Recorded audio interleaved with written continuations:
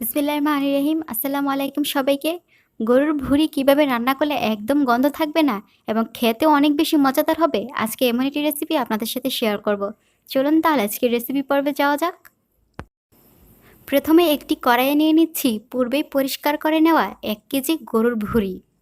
এই ভুঁড়িটা ছোটো ছোটো করে টুকরো করে নেওয়া। এখন দিয়ে দিচ্ছি পর্যাপ্ত পরিমাণ পানি। লবণ দিয়ে দিচ্ছি 1 চা চামচ। ভুঁড়িটা পূর্বেই সিদ্ধ করে কিন্তু পরিষ্কার করে নেওয়া হয়েছিল। এখন ঢাকা দিয়ে চুলার ফ্লেমটা হাই করে দিয়ে 4 থেকে 5 মিনিটের মতো এটা সিদ্ধ করে নিব। ভুঁড়িটা সিদ্ধ হয়ে আসছে আবারও, এখন পানিটা ছেঁকে নিব। আজকের গরুর ভুঁড়িটা আলু দিয়ে রান্না করব। কড়াইয়ে অল্প একটু সয়াবিন তেল নিয়ে নিচ্ছি কেটে নেওয়া আলুটা ছোটো করে টুকরো করে নেওয়া। লবণ দিচ্ছি 1 চা চামচ। এখন হলুদ গুঁড়া দিয়ে দিচ্ছি 1/2 চা চামচ। অনেকেই গরুর ভুঁড়ির সাথে আলু খেতে পছন্দ করেন, আবার অনেকেই করেন না। যারা আলু খেতে পছন্দ করেন না তারা এটা স্কিপ করে যাবেন। এখন ঢাকা দিয়ে চুলার ফ্লেমটা লো করে দিয়ে আলুটা 80% মতো সিদ্ধ হয়ে আসা পর্যন্ত ভেজে নেব। আলুটা 80% মতো সিদ্ধ হয়ে আসছে, এগুলো এখন কড়াই থেকে তুলে নিচ্ছি। এই কড়াইয়ে দিয়ে দিচ্ছি গরুর ভুঁড়ি।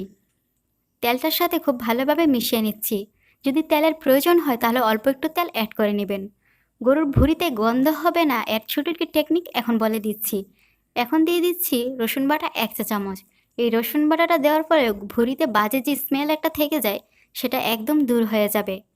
হালকা ব্রাউন করে এখন ভুঁড়িটা ভেজে নিব। ভুঁড়িটা ভাজা হয়ে আসছে, এখন এটা আমি কড়াই থেকে তুলে নিব। কড়াইয়ে নিয়ে নিচ্ছি পর্যাপ্ত পরিমাণ সয়াবিন তেল। দিচ্ছি দারুচিনির টুকরো কয়েকটি,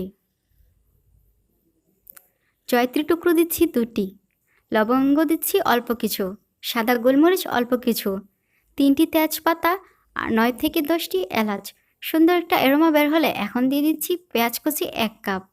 কাঁচামরিচ ফালি দিয়ে দিচ্ছি বেশ কয়েকটি। ঝালটা যেরকম পছন্দ করবেন সেই অনুযায়ী কাঁচামরিচটা এখানে ব্যবহার করবেন।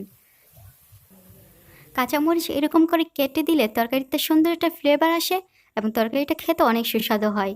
পেঁয়াজটা হালকা ব্রাউন হয়ে আসলে এখন রসুন বাটা দিচ্ছি 1.5 টেবিল চামচ, আদা বাটা 1 টেবিল চামচ, জিরা বাটা 1.5 টেবিল চামচ।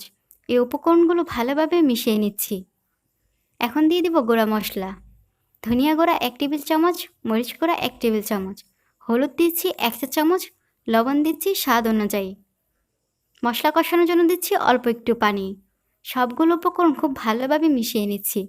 চুলার ফ্লেমটা মিডিয়াম লো করে দিয়ে মশলাটা অল্প কিছুক্ষণ সময় কষিয়ে নিব। মশলাটা কষে আসছে, এখন দিয়ে দিচ্ছি ভেজে নেওয়া আলু ও গরুর ভুঁড়িগুলো। মশলার সাথে ভুঁড়ি ও আলু ভালোভাবে মিশিয়ে নিয়ে অল্প একটু সময় কষিয়ে নেওয়ার পর এখন দিয়ে দিব পানি। পানির পরিমাণটা এখানে আন্দাজ মতে দিয়ে দিতে হবে। চামচের সাহায্যে নেড়ে আমি দেখিয়ে দিচ্ছি পানির পরিমাণটা কী পরিমাণ দিতে হবে। এখানে আমি নর্মাল পানিটাই দিচ্ছি। কাঁচামরিচ দিচ্ছি অল্প কয়েকটি।